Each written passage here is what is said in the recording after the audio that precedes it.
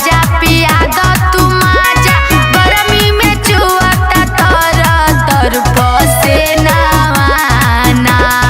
रतिया होले गरमिया ना डोले पवनावाना।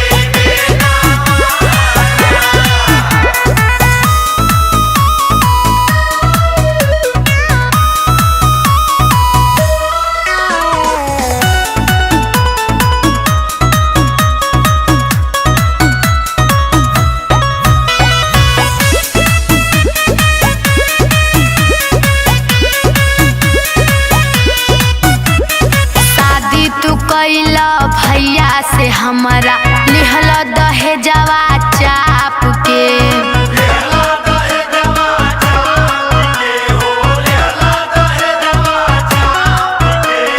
कैले चिरौरी पापा से हमारा गरज रहे तोहरा बाप के।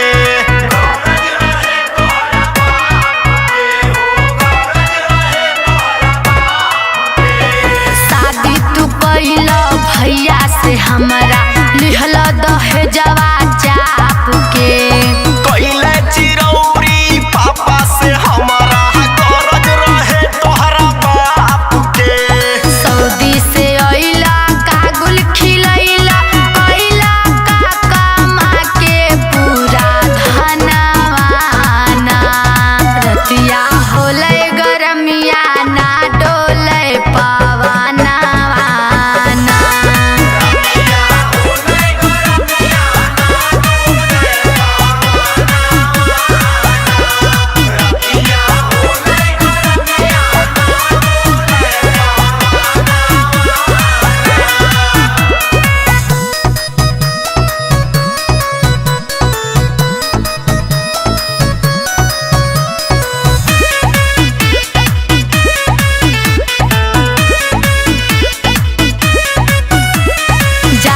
आजमगढ़ सहरिया रविंदर देता कूलर वाली आई हो।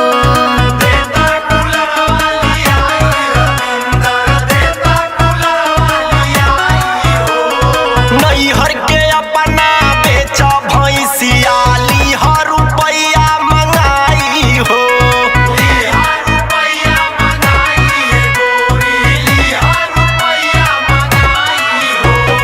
जाके आजमगढ़ सहरिया रविंदर देता कूलर